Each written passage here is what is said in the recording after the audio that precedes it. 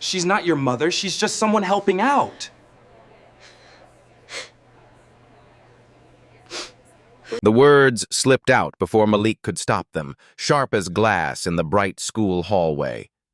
And in the stunned silence that followed, he had no idea he'd just cracked open the hearts of the only two girls who really needed him in their lives. A few weeks earlier, New York was dressed up like it was trying too hard. Lights wrapped around every bare tree, windows spilling yellow warmth onto frozen sidewalks, car horns echoing underneath the distant roar of the subway. People hurried past with shopping bags and glittery outfits, ready to toast to something new. Malik Johnson was not. He stood on the rooftop bar, hands shoved deep in his coat pockets, his breath turning to little clouds in the December air. Times Square's lights burned loud and electric in the distance, rehearsing for New Year's Eve. Down below, people were lining up behind barricades. Up here, everyone pretended they weren't alone. There were 2 cocktails on Malik's table, one in front of him, one untouched across from him.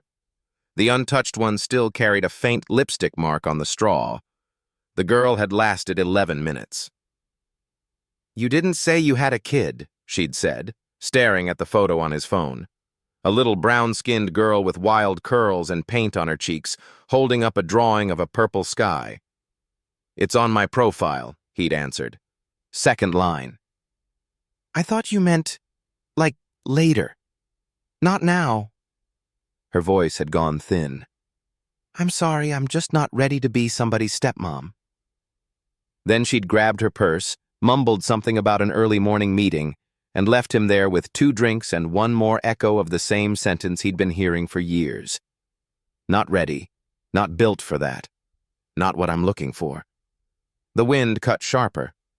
Malik tilted back his own drink, the ice clinking softly. He checked his phone for the 5th time in 10 minutes. No texts. No new photos from home. The last message was from his daughter. "Daddy, don't forget. Take a picture of the sky for me tonight." Zuri loved the sky, especially at night. She drew it in every color except black: purple, blue, pink, deep orange with yellow splashes for stars. The front of the refrigerator in their tiny Brooklyn apartment was a galaxy of her drawings, overlapping, edges curling, taped one over another until you could hardly see the metal underneath. He pulled up her face on his lock screen and stared at it, trying not to feel like he'd failed her by even coming here. "Rough night?" The voice came from the table beside him, calm, low, a little tired but not unkind. Malik looked up. The woman sitting there wore a long camel coat and a simple black dress, nothing flashy. Her hair was dark and smooth, pulled into a low ponytail, a few strands escaping to catch the wind. Her eyes were the kind that watched more than they talked. "I'm fine," Malik said automatically. She glanced at the second drink and then at the empty chair. "You sure?" He gave a small, humorless laugh. "Yeah, just not popular with blind dates, that's all." "Ah," she said softly. "The curse of the setup." He meant to leave it at that, but the cocktail worked its way through his chest, loosening something that had been tight for too long. "She saw my kid's picture," he said. "Lasted 11 minutes. The woman's brows arched, not in shock, more in disappointment she clearly felt on his behalf. "She said she wasn't ready to be a mom to someone else's kid," he added, mimicking the air quotes. The woman studied him for a moment, the city lights glinting in her eyes. "Is that how you introduce yourself?" she asked. "As a guy with baggage?" "It's not baggage," he said quietly. "It's my daughter." She didn't flinch, didn't rush to apologize in that awkward way people did when they realized they'd hit a bruise. Instead, she nodded. "Exactly." They sat in silence for a beat. The wind howled softly around the glass barriers. The murmur of conversations dipped and rose. "I'm Sophia," she said finally, turning a bit in her chair to face him fully. Sophia Nguyen. Malik, he replied. Malik Johnson. Nice to meet you, Malik Johnson with a daughter. There was a faint smile on her lips now. How old is she? 7, he said. Just saying it warmed his voice. Her name's Zuri. That's beautiful. There was a question in her eyes, the kind that asked for more without pushing. She likes drawing skies, he heard himself say. Fireworks, stars, anything that glows.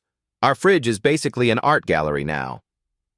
Sophia's smile deepened, but something like longing flickered through it and vanished. She loves fireworks, huh? She asked. Does she get scared by the noise? No, he said. She loves the noise. Says it sounds like the sky is clapping. Sophia looked away for a second, toward Times Square. The fake midnight countdown was starting. The crowd below roared, tiny and distant. I always thought, she murmured, if I had a child, I'd take them up somewhere high like this every New Year's. Let them see the city, hear the sky clap, like your daughter says. Malik glanced at her. You don't have kids? She shook her head once. No. He waited for the rest.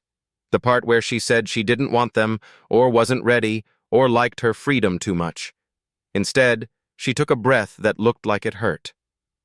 I can't, she said simply. Not biologically. Had heart surgery when I was 20. Complications. Pregnancy would not end well. For me, or the baby. Malik shifted, suddenly very sober. I'm sorry, he said. She shrugged lightly, but her fingers tightened around her glass. My fiancé at the time wasn't sorry, she added, attempt at humor falling flat. He wanted a real family. His words, not borrowed. Malik's chest clenched on her behalf. People say the ugliest things, he muttered. They do, she agreed, especially when they feel entitled to a certain version of life. Their eyes met again, and for a moment the rooftop, the lights, the cold, all of it faded behind the strange quiet between them. One guy comes with a kid, she said softly. One woman comes with a damaged heart. The world acts like both of them are asking for too much. Malik huffed out a short laugh, more air than amusement. You a therapist or something? He asked. Doctor, she said. Cardiologist. I fix kids' hearts for a living. Yeah? His eyebrows rose. That's heavy. It can be, she admitted. But when they wake up and smile at you, it's worth every night on call. The wind sucked at his coat sleeves. Below, the fake countdown hit 0, and a test blast of fireworks lit the sky in pink and gold. For a moment, the rooftop glowed. Your daughter would have liked this, Sophia said. Malik swallowed. Yeah, he whispered. She would have. He took out his phone and snapped a picture of the sky, just like he'd promised Zuri. Then, before he could talk himself out of it, he turned toward Sophia. You know what's funny?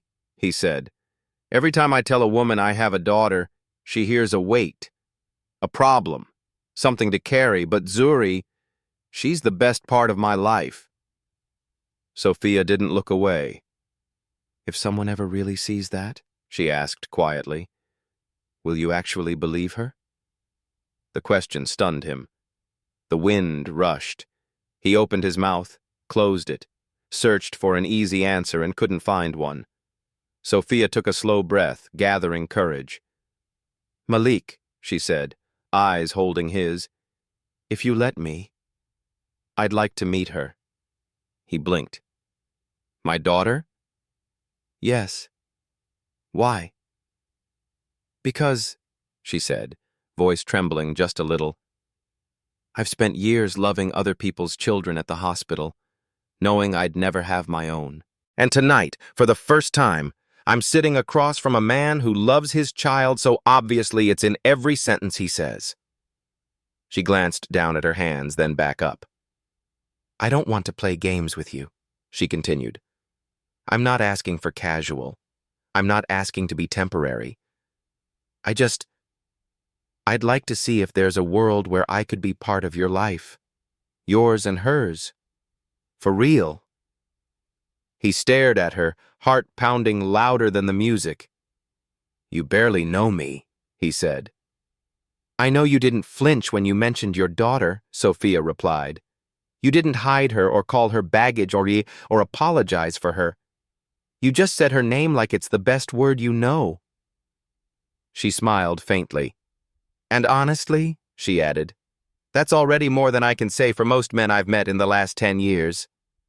He wanted to laugh, wanted to say she was crazy, wanted to tell her about his wife, Nicole, the way she used to dance in their kitchen, the way she died on a rainy highway 5 years ago, leaving him with a toddler and a grief that tasted like rust. Instead, he said nothing at all. Sophia watched his silence, then nodded, backing off. "You don't have to answer now," she said gently. "I know it's a lot." He looked at her, at the honesty on her face, the way her shoulders were squared as if she was bracing for rejection again. "What if Zuri gets attached?" he asked, voice low. "What if you decide you can't do it, and she loses another woman she calls family?" Sophia's throat bobbed. "That's what I'm afraid of too," she admitted. "But I'd rather risk my heart than spend the rest of my life watching families form around me like I'm on the outside of a window." Silence stretched tight between them. Malik's fingers rubbed the edge of his glass, consciousness flickering back and forth between the rooftop and the image of his little girl's face. Finally, he sighed. "I'll think about it," he said. She nodded once. "That's all I'm asking." It took him 3 days. 3 days of Zuri asking why he was staring at her like she might disappear. 3 days of scrolling between Nicole's old photos and the fresh memory of Sophia's steady eyes. 3 days of wondering what it would mean to let another woman into the home that still smelled of his wife's favorite vanilla candle. On the 3rd night, Zuri came home from school with glitter on her cheeks and a crumpled flyer in her backpack. "Daddy," she said breathless, "there's going to be an art show. At my school. They're going to hang up our drawings on the walls like real artists." He smiled. "That's amazing, baby." She plopped the flyer into his lap and climbed beside him on the couch, curls tickling his chin. "I want to draw our family," she announced. "Not just me and you this time." He swallowed. "Who else you gonna put in it?" Zuri stared at him, thoughtful, as if seeing something he couldn't yet. "I don't know," she said at last. "Maybe one more person. One more, I haven't decided." That night, after she fell asleep with markers still clutched in her hand, Malik stood in the doorway of her room, watching her chest rise and fall. He took out his phone. Sophia's number hovered under his thumb for a long moment before he finally pressed call. She answered on the 2nd ring. "Malik?" Her voice was cautious, hopeful. "You still want to meet her?" he asked. "Yes," she said without hesitation. "More than anything." They met at a small park by the river, the kind of place that belonged more to the neighborhood than to the tourists. The grass was stiff with frost, the benches dusted white. Gulls wheeled overhead, screaming at each other. Zuri bounced at his side in a puffy purple coat, a knit hat slightly too big pulled down over her ears. "Is she nice?" she asked for the 3rd time. "She's kind," Malik said, "and smart. And she helps kids whose hearts don't work right." "Like a fixer?" Zuri asked seriously. "Yeah," he said. "Like a fixer." Sophia was already there when they arrived, standing by the railing, hands stuffed into the pockets of her coat, cheeks pink from the cold. When she saw them, she straightened, nervousness flashing across her features. Zuri stopped dead, studying her. "Hi," Sophia said, voice unexpectedly small. "You must be Zuri." Zuri squinted. "Do you like birds?" Sophia blinked. Some of them?" "Do you like the loud ones?" Zuri jerked her thumb at the gulls. "When they scream?" Sophia glanced up at the chaos overhead, then back at the little girl examining her like a tiny judge. "I think," she said slowly, "I could learn to." Zuri's lips curved. She seemed satisfied. "Okay," she declared. "We can be friends." Malik let out a breath he hadn't realized he'd been holding. They fed bits of stale bread to the birds. Zuri perched up on the back of a bench, legs swinging, narrating each gull's life story as if she'd known them for years. Sophia listened as if every word mattered, asking questions that made Zuri giggle. Later, they sat at a picnic table. Zuri bent over her sketchbook, tongue between her teeth. Sophia leaned in as if she were watching a master at work. "What are you drawing?" Sophia asked. "The sky," Zuri said. "But happy, for New Year's. I'm practicing." "Can I see?" Zuri turned the sketchbook toward her proudly. Swirls of purple and gold spread across the page, dotted with little starbursts that almost seemed to move. "It's beautiful," Sophia whispered, and something thick gathered in her throat. "You can have it when I'm done," Zuri replied easily. "If you want." Sophia froze. "Really?" "Yeah," Zuri said. "Daddy's fridge is full already." Sophia laughed softly, but Malik saw her eyes shine. The afternoon passed faster than he liked. He watched Zuri lean into Sophia's side as she showed her how to draw a comet. Watched Sophia's fingers tremble when Zuri slipped her small hand into hers without asking. Before they left, Malik pulled out his old Polaroid camera. "Can I?" he asked, lifting it slightly. Sophia's eyes widened. "You sure?" Zuri grabbed Sophia's arm. "Yes! Say cheese!" They stood together, awkward at first, then less so. Zuri wedged herself in the middle, one arm hooked through Malik's, one through Sophia's. Malik lifted the camera. The shutter clicked. The machine whirred. A small square slid out, colors ghostly at first, then slowly darkening. They watched as their faces came to life on the white border. Malik's wary smile, Sophia's soft one, Zuri's grin wide and uninhibited beneath her hat. Zuri snatched it up. "We look like a family," she announced. Malik's heart twisted. Sophia's fingers brushed the edge of the photo like it was something fragile and impossibly precious. He said nothing, but that night he taped the Polaroid to the fridge, right between a drawing of a purple sky and an old picture of Nicole holding baby Zuri. Weeks slipped by, stitched together with small, ordinary moments that didn't feel ordinary at all. Sophia came over most Sundays. Sometimes she brought homemade soup. Sometimes she brought stickers or glitter pens for the artist. Sometimes she came empty-handed and still somehow left the place feeling full. Zuri began to talk about her as if she'd always been there. "Can Sophia come to the museum with us?" "Do you think Sophia would like this movie?" "Daddy, Sophia doesn't have any drawings on her walls. Can I put my sky in her kitchen?" One afternoon, as Malik rinsed dishes at the sink, he heard Zuri's voice drift from the living room. "If you were my mom," she said matter-of-factly, "we could all watch fireworks together every year." He froze. Sophia's answer was quiet, careful. "That would be nice," she said. "But your dad has to decide what's best for you, okay?" "I know," Zuri sighed. "Grown-ups always decide. But I can wish." The plate slipped a little in Malik's hands. His chest felt too tight. That night he lay awake, staring at the ceiling, one arm under his head, the other draped over the empty space in the bed that had once held his wife. Grief and guilt wrestled with a new feeling that scared him even more. Hope. What if this was a betrayal? What would Nicole think? What would people say? What if he was just using Sophia to fill a hole he didn't know how to live with? He didn't have clear answers when Zuri barreled into the kitchen a few mornings later, waving a bright paper in the air. "Daddy, look!" she squealed. "The art show! It's next week, and we can invite people." He took the paper and scanned it. Children's Winter Art Exhibition. Families welcome. "Can I invite Sophia?" she asked immediately. "Please?" He hesitated. Zuri's face fell a little. "You said she can come to stuff with us," she murmured. "Did you change your mind?"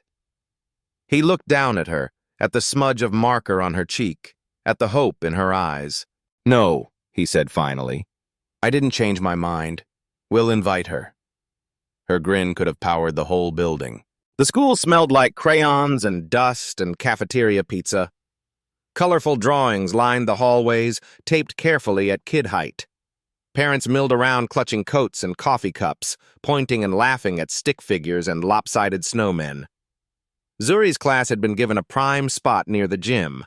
A banner above their section read, "Our New Year Wishes."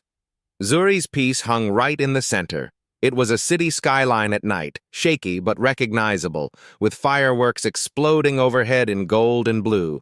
In the foreground, 3 figures stood hand in hand. A tall man with brown skin, a smaller woman with long dark hair, and a girl with wild curls and a purple coat.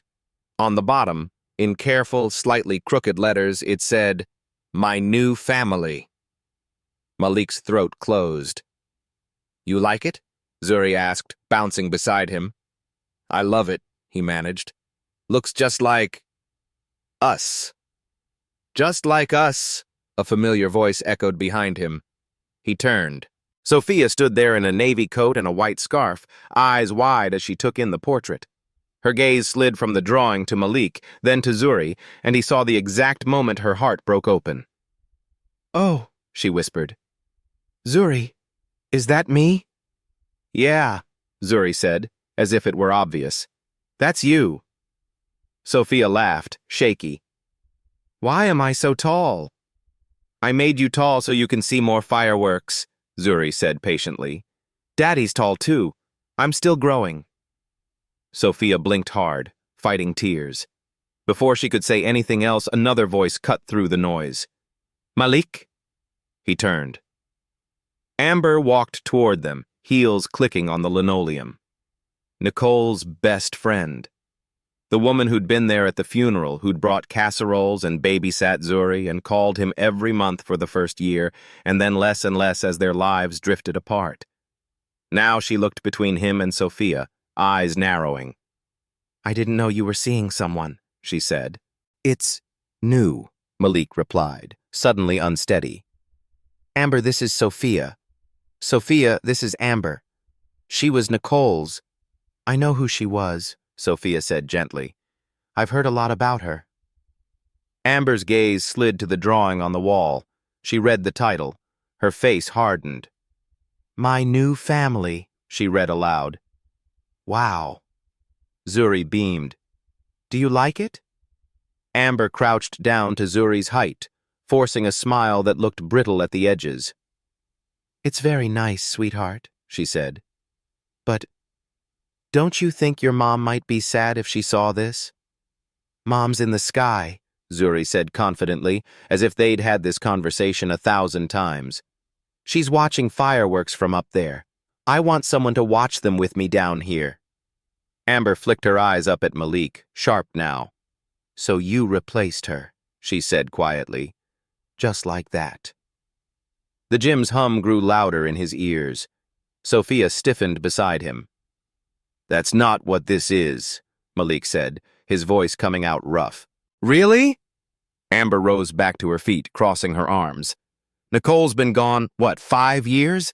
And you couldn't wait to slide someone into her spot as mom." Zuri's small hand found his. She squeezed. Everything seemed to tilt. "Amber," he began. "No, tell me," she pressed, gesturing toward the drawing. "Does this woman know she's walking into a dead woman's life? Taking her title? Planning to be mom now?" Sophia's cheeks flushed, but she stayed still, fingers clasped tightly in front of her. "I'm not trying to replace Nicole," she said softly. "I could never..."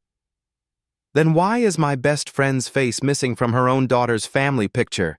Amber snapped. You think that doesn't hurt? Malik could feel the eyes now.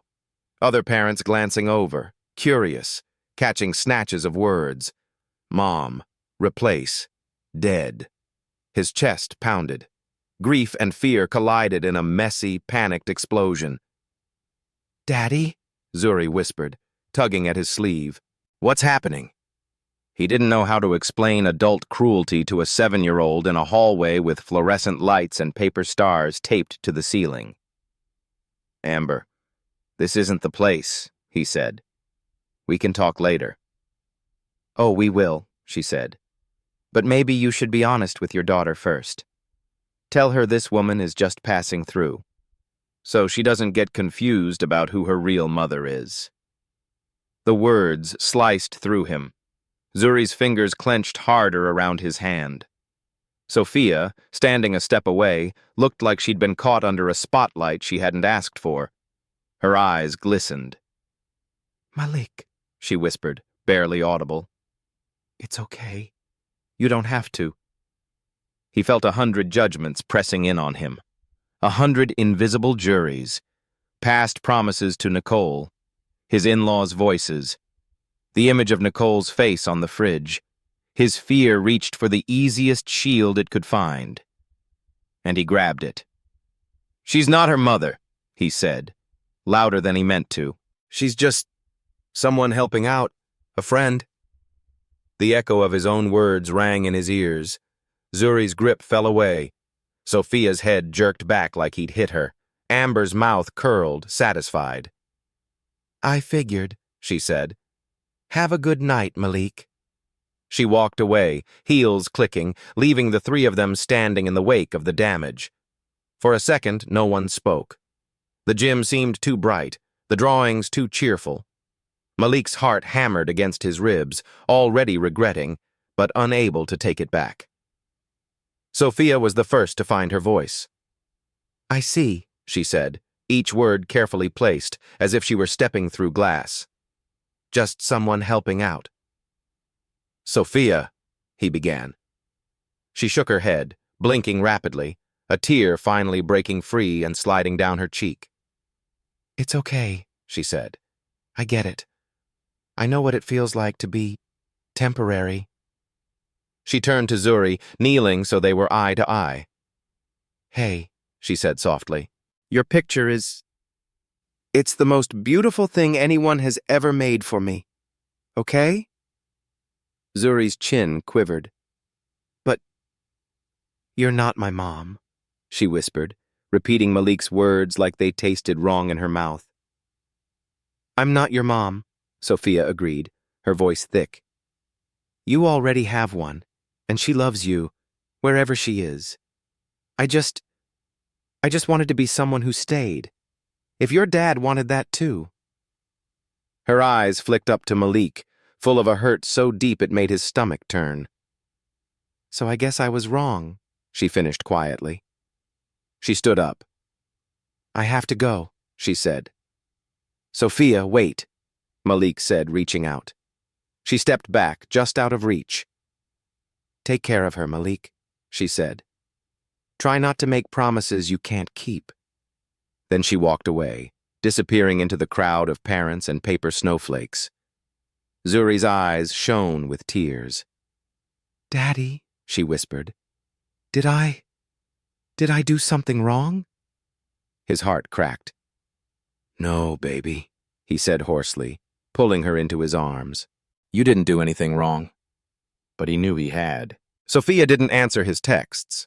At first, they sat there, little gray words marked delivered, waiting.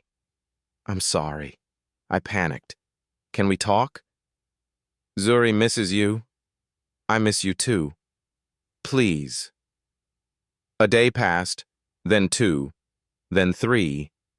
The dots never appeared. At home, the fridge became a battlefield. Zuri stopped sticking new drawings up. Instead, she started taking some down.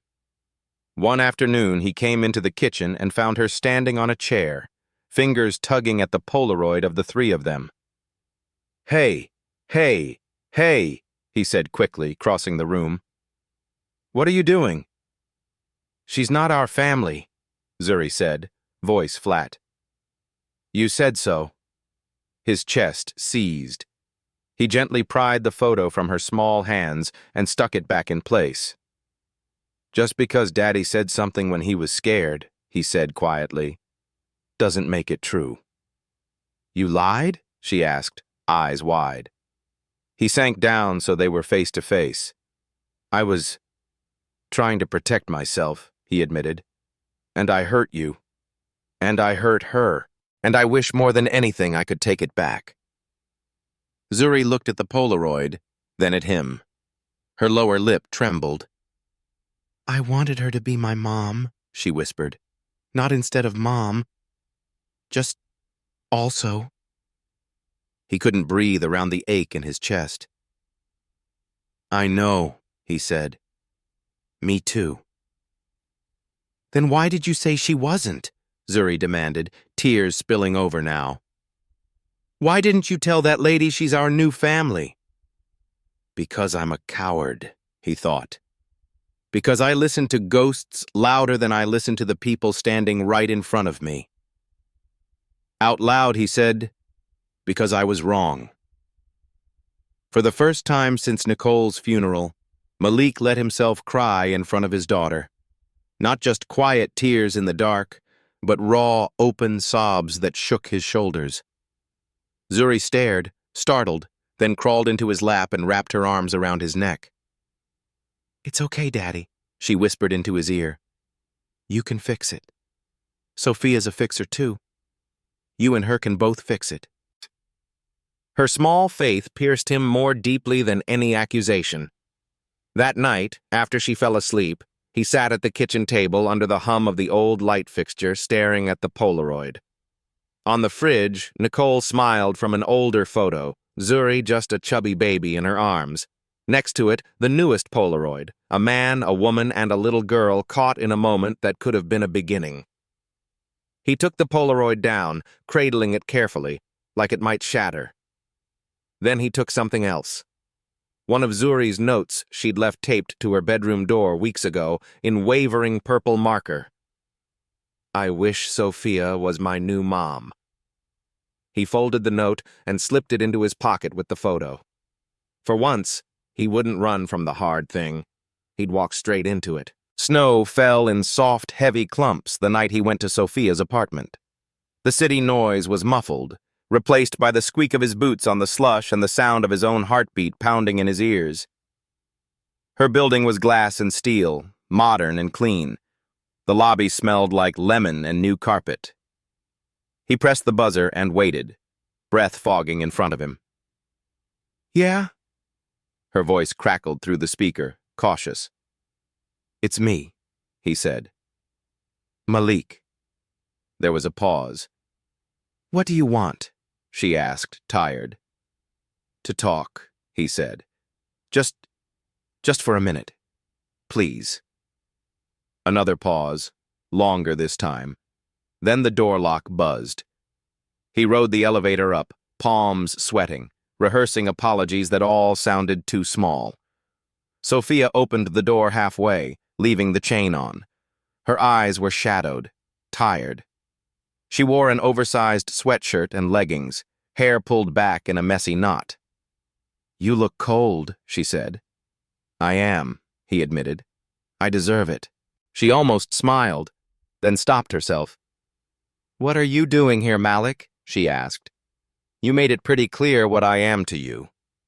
He took a breath and pulled the Polaroid from his pocket, holding it up for her to see. I've been staring at this, he said, for days. Every time I look at it, it feels like the life I'm too scared to admit I want. Her eyes flicked to the photo, then back to his face. You're not the only one who's scared, she whispered. I know, he said. But I made you walk into a war you didn't sign up for, and then I left you standing there alone. That's on me. Not you. Not Zuri. Me. He unfolded the small note and held it out. This is from her, he said. Sophia hesitated, then slid the chain off and opened the door just enough to take the paper. She read the shaky words slowly. Her lips parted and her hand flew to her mouth. I wish Sophia was my new mom. A tear slipped down her cheek. She wrote that weeks before the art show, Malik said quietly. I found it on her door and I didn't know what to do with it. So I pretended it wasn't there. He swallowed hard. I've been pretending a lot, he went on. Pretending that loving someone new would erase Nicole. Pretending that what other people think matters more than what my daughter feels. Pretending that I don't already love you. Sophia looked up sharply. Don't, she whispered. Don't say that if you don't mean it. I mean it, he said, voice breaking. I mean it so much it terrifies me. He stepped closer to the threshold. I love the way you listen to Zuri like she's the only person in the world, he said. I love the way you fold into our sofa like you've been there forever. I love the way you look at our fridge like it's a museum. He laughed shakily. And I hate that I made you feel like you were just someone helping out. Because you're not. Not to me. Not to her. Sophia's fingers tightened around the note. What happens the next time someone accuses you of replacing Nicole? She asked, voice trembling. What happens when her family calls? When the judgment gets louder? Are you going to deny me again? Push me away to make them comfortable? He shook his head, tears burning his eyes. I can't promise it won't hurt, he said honestly. I can't promise I won't be scared. But I can promise I'm done choosing ghosts over the people standing right in front of me. He took one more step, close enough now that he could see the pulse fluttering at her throat. If you let me, he said, I will choose you. Every time. I will take the hit. I will answer the calls. I will tell anyone who has something to say that you are part of our family. Not a replacement. A continuation. She stared at him, the storm in her eyes slowly shifting. And what about Zuri? She whispered. He smiled, a little broken. She asked me why I didn't tell that lady you were our family, he said. I didn't have a good answer. I want to show her I can do better. The air between them crackled, charged with every unspoken fear and every fragile hope. Finally, Sophia stepped back and opened the door wider. Come in, she said. You're letting the cold in. He exhaled a laugh of relief and stepped inside. Her apartment was neat and quiet. A few framed degrees on the wall, a bookshelf, a kitchen counter so clean it almost glowed. But his eyes went straight to one thing. On the refrigerator, held in place by a tiny heart-shaped magnet, was Zuri's drawing of the sky. The one she'd given Sophia at the park. He turned back to her, throat thick. You kept it, he said. Of course I kept it, she replied. It's my first piece of fridge art. He smiled through the ache. There, in that small kitchen, beneath the hum of another cheap light fixture, he took her hands in his. I don't have a ring, he said. I don't have a speech, but I have a question. Her lips parted. Will you try? He asked. Will you try being a family with us? Imperfect. Messy. Sometimes painful. But real? Tears spilled over now, freely. I don't know how to be a mom, she whispered. You know how to show up, he said. You know how to care. We can figure out the rest together. She let out a breath that sounded like a decade of held-back prayers. Yes, she said. I'll try. He pulled her into his arms, holding her as if she might vanish if he loosened his grip. Outside, the snow kept falling. Inside, for the first time in a long time, Malik felt something other than fear pressing against his ribs. He felt home, slowly rearranging itself. They went back to the rooftop bar on New Year's Eve. This time, Malik didn't come alone. Zuri zipped around them in her purple coat, breath puffing out in happy bursts, clutching a new sketchbook and a pack of glitter pens. Sophia walked beside Malik, arm linked through his, cheeks tinged with cold and nerves. "You okay?" he murmured.